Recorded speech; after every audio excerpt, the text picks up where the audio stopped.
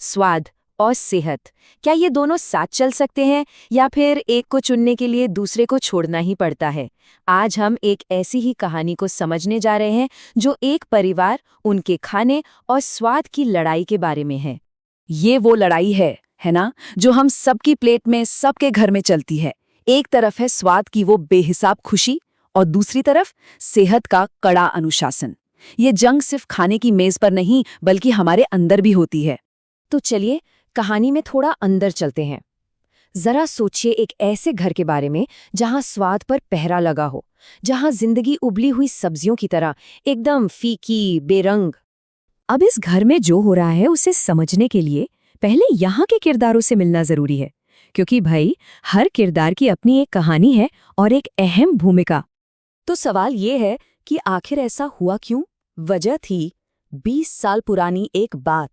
बाबूजी की सेहत थोड़ी बिगड़ी थी और इसी डर ने अम्मा जी को प्यार में ही सही एक तरह का फूड डिक्टेटर बना दिया। लेकिन कहते हैं ना, कोई भी सिस्टम हमेशा के लिए नहीं रहता। हर कहानी में एक नया मोड़ आता है और इस बेस्वाद दुनिया में एंट्री होती है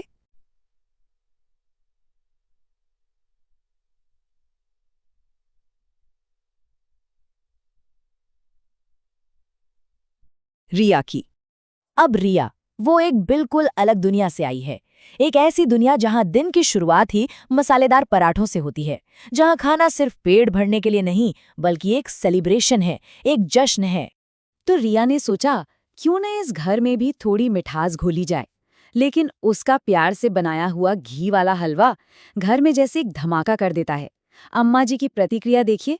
ये शब्द बताते हैं कि इस घर में स्वाद और सेहत के बीच की खाई कितनी गहरी है। रिया को धीरे धीरे समझ आने लगा कि इस घर में स्वाद के लिए तरसने वाली वो अकेली नहीं है, बल्कि यहाँ तो सतह के नीचे एक पूरी बगावत पक रही थी। और फिर एक रात जो हुआ, उसने रिया के सामने इस घर का सबसे बड़ा राज खोलकर रख दिया। हुआ यूं कि आधी रात को उसे भूख लगी और उसने कुछ ऐसा देखा जिसने सब कुछ बदल दिया। छत पर अम्मा जी की नजरों से दूर एक खुफिया दावत चल रही थी। वही लोग जो नीचे उबला खाना खाते थे, यहाँ चोरी छुपे वड़ा पाव और चाइनीज भेल के मजे ले रहे थे। सोचिए क्या डबल लाइफ थी।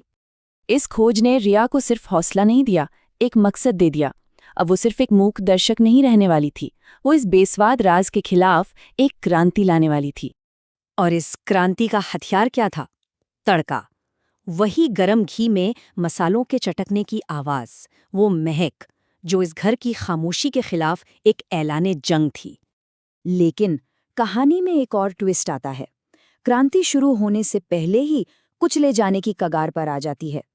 अम्मा जी अचानक वक्त से पहले घर लौट आती हैं और घर में फैली मसालों की खुशबू उनके गुस्से में आग लगा देती है।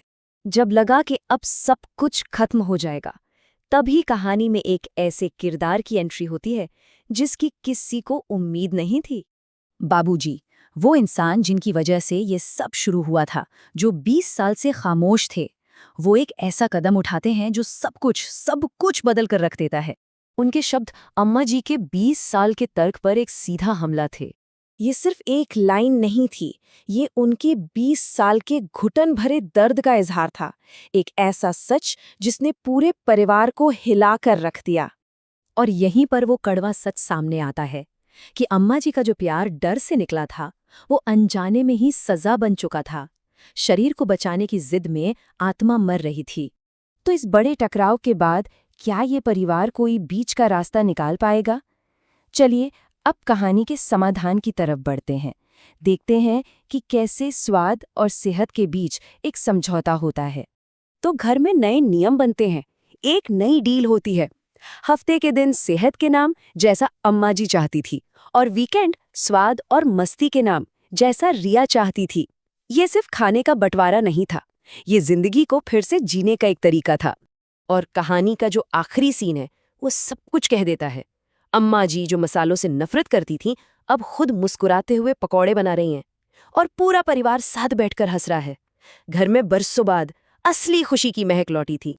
ये कहानी खत्म होती है, लेकिन एक बहुत बड़ा सवाल छोड़ जाती है, सिर्फ रसोई के लिए नहीं, जिंदगी के लिए। कि हम जब किसी से प्यार करते हैं तो उनकी सुरक्षा और उनकी खुशी, इन दोनों के बीच बैलेंस कैसे बनाएं? कहीं हमारा प्यार और हमारी परवाह एक पिंजरा तो नहीं बन जाती?